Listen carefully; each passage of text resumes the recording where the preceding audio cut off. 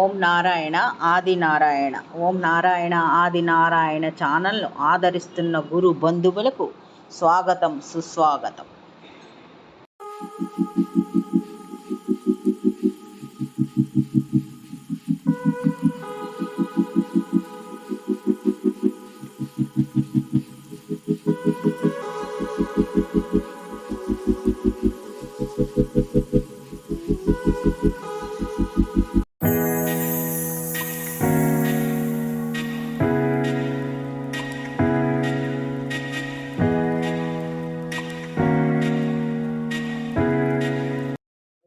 ఓం నారాయణ ఆది నారాయణ. ఓం శ్రీ భగవాన్ వెంకయ్య స్వామి నమః. ఆశ్రిత జనరక్షకుడు దీనజన బాంధవుడు శ్రీ భగవాన్ వెంకయ్య స్వామి వారి పాద పద్మములకు నా ప్రణామములు. సమస్త సగుణ రూప నిర్గుణ రూప గురుదేవుల పాద పద్మములకు నా నమస్సుమాంజలి.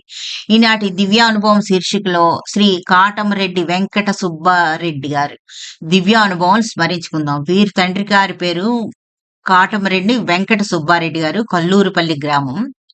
వీరి తల్లి మరణించిన తర్వాత స్వామివారి దగ్గర వీరి తండ్రి ఎక్కువ కాలం ఉన్నారు. వీరి దివ్యానుభవములన్నీ శ్రీ అల్లు భాస్కర్ రెడ్డి గారు నిర్వహించిన విశిష్ట సత్సంగంలో వివరించినవి. వారు వివరించిన వివరాలు ఇలా ఉన్నాయి. ఈ కాటమరెడ్డి వెంకట సుబ్బారెడ్డి గారి తండ్రి గారు శ్రీ భగవాన్ వెంకయ్య స్వామి వారి సన్నిధిలోనే ఉండేవారు. అలా ఉన్నప్పుడు ఒకసారి వీరి తండ్రి కాటమరెడ్డి వెంకట సుబ్బారెడ్డి గారి తండ్రి గారు కాటమరెడ్డి వెంకట సుబ్బారెడ్డి గారు స్వామి వారిని ఇలా అడిగారు. ఒకసారి నేను ఇంటికి వెళ్ళి వస్తాను, ఊరికి వెళ్ళి పిల్లలకి చూసి వస్తానని స్వామి వారిని అతను అడిగారు. అప్పుడు స్వామి ఇలా చెప్పారు, అయ్యా నేనే పొమ్మని చెబుదాం అనుకున్నా, నువ్వు వెళ్ళిరా, ఎట్లా పోయిన వాడివి అట్లే రావాలి, కంటతడి పెట్టకూడదు నువ్వు అని అన్నారు అన్నమాట. స్వామివారి అనుమతి లభించింది కదా, వారు ఇంటికి స్వగ్రామం వచ్చారు. వీరి తండ్రి కాటమరెడ్డి వెంకట సుబ్బారెడ్డి గారి తండ్రి గారు వీరు స్వగ్రామం కల్లూరిపల్లి వచ్చారు. వారి ఇంటికి వచ్చిన 3 గంటల్లో వీరి తమ్ముడు మరణించాడు. అప్పుడు వీరికి గుర్తొచ్చింది అనమాట, స్వామివారు చెప్పారు కదా కంటతడి పెట్టకూడదని. కంటతడి పెట్టకుండా అలా గంభీరంగా అలా ఉండిపోయారు. దాంతో వీరిని వారి చెల్లెలు, కూతురు అందరూ వీరిని అపార్థం చేసుకున్నారు. ఎంత కఠినాత్ముడివి నువ్వు, 22 సంవత్సరాలు బిడ్డ చనిపోయినా నీకేమీ అనిపించలేదు, కంటతడి పెట్టలేదు, నువ్వు ఎంత కఠినాత్ముడివి అని వీరిని నిందించారు. ఆ తర్వాత వీరు శ్రీ భగవాన్ వెంకయ్య స్వామి వారి దగ్గరికి వెళ్ళి వారి బాధను ఇలా వెల్లడించుకున్నారు అనమాట. స్వామి నన్ను తీసుకోపోకూడదా, ఎందుకు ఇట్లా చేసావు, నేను మీ మాట జవదాటకుండా కంటతడి పెట్టలేదు అక్కడ, దాంతో అందరూ నన్ను అపార్థం చేసుకున్నారు, నా చెల్లెలు కూతురు అందరూ నన్ను నిందించారు అని స్వామివారికి చెప్పారు. ఇప్పుడు స్వామి ఇలా అన్నారు, అయ్యా నువ్వు మంచి పని చేసావు, నా మాట పాటించి కంటతడి పెట్టలేదు, మనం ఎంత తెచ్చుకుంటే అంతే వస్తుంది, లేనిది రమ్మన్నా రాదు, ఉన్నది పొమ్మన్నా పోదు అని శ్రీ భగవాన్ వెంకయ్య స్వామి వారు వీరికి హితవు చెప్పారు. ఒకరోజు ఇలా స్వామివారి సన్నిధిలో ఉన్నప్పుడే శ్రీ భగవాన్ వెంకయ్య స్వామి వారు వీరి తండ్రిని చూసి ఇలా అన్నారు, అయ్యా నీ కొడుకు చేలోకి అన్నం తీసుకొని వెళ్తున్నాడు చూడు అన్నారు. అది అసలు స్వామివారు చెప్పింది నిజమా కాదా అని తెలుసుకోవడానికి వీరు ఊరికి వచ్చారు. ఊరికి వచ్చి కొడుకుని అడిగారు, నిన్న నువ్వు ఆ టైంలో నువ్వు ఏం చేస్తున్నావు అని అంటే, పొలంలో ఉన్న కూలి వాళ్ళకి అన్నం తీసుకెళ్తున్నానని చెప్పారు. ఆ టైంలో నేను స్వామివారు అలాగే చెప్పారు, నువ్వు పొలంలోకి కూలి వాళ్ళకి అన్నం తీసుకెళ్తున్నావు అని చెప్పారు, అది నిజమా కాదా అని చూసిపోదాం నేను వచ్చాను, స్వామి గొప్పవాడు, స్వామివారికి అన్ని తెలుసు, సర్వజ్ఞత్వం ఉంది అని చెప్పారు కొడుకు. కానీ కొడుకు ఇతని మాటలేమి నమ్మలేదు. అది అందరూ చెప్తారు అలాంటిది ఎవరైనా చెప్పగలరా అని స్వామిని తక్కువ చేసి ఇతను మాట్లాడారు, ఎగతాళి చేశారు వెంకట సుబ్బారెడ్డి గారు. నువ్వు ఎన్ని చెప్పినా నేనేం స్వామిని నమ్ముతాను అనుకుంటున్నావేమో అని స్వామివారికి ఎగతాళి చేశారు. స్వామివారు అంటే ఇంకా తండ్రి కోప్పడి వీళ్ళు మందలించాడు కొడుకుని, కానీ అతనేం పట్టించుకోలేదు. ఆ తర్వాత ఇంకొకసారి శ్రీ భగవాన్ వెంకయ్య స్వామి వారు వీరికి వెంకట సుబ్బారెడ్డి తండ్రి గారికి ఇలా చెప్పారు, అయ్యా నీ కొడుకు సంతానం కలుగుతుంది, పోయిన నీ కొడుకు కోడలు బిడ్డలుగా పుడతారు అని చెప్పారు. ఆ విషయం విన్న తర్వాత వీరి తండ్రి గారు సంతోషంగా వచ్చి కొడుకుతో చెప్పారు. ఎందుకంటే అప్పటికి వీరికి వివాహం జరిగి 8 సంవత్సరములు అయింది, వీరికి సంతానం లేదని ఒకసారి స్వామివారు వీరికి చీటీ వ్రాయించి ఇచ్చారు.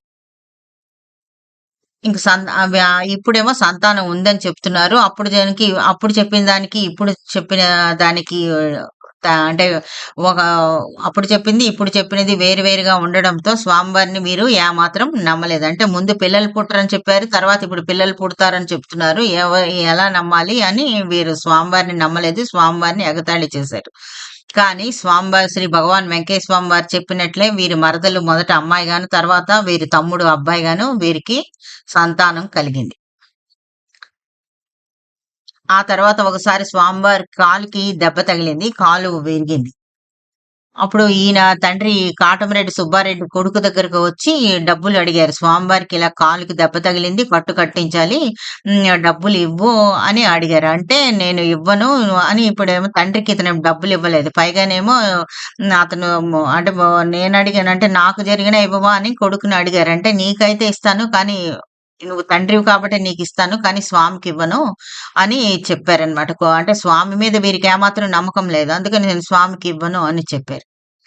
త వీరి తండ్రి దగ్గర శ్రీ భగవాన్ వెంకయ్య స్వామి వారు రోజు రూ. 1 వీరి తండ్రికి ఇస్తూ ఉండేవారు. అవన్నీ వీరు కూడబెట్టి ఒక ఇనప్పెట్టెలో పెట్టారు. ఇప్పుడు వీరి తండ్రి ఇలా చెప్పారనమాట. ఈ వెంకట సుబ్బారెడ్డితో స్వామివారు నాకు ఇచ్చినవే రూ. 200 ఉన్నాయి. అవి చాలా మహత్తు కలిగినవి. అవి నీ దగ్గర ఉంచుకో మంచిదవుతుంది.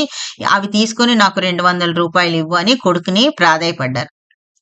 అప్పుడు కొడుకు అసలు ఇతను వెంకట సుబ్బారెడ్డికి నమ్మకం లేదు కదా! అబ్బో! మాకు ఆ మూటలు మాకేం వద్దు. అన్నీ నువ్వే తీసుకుపో అని అన్నారు.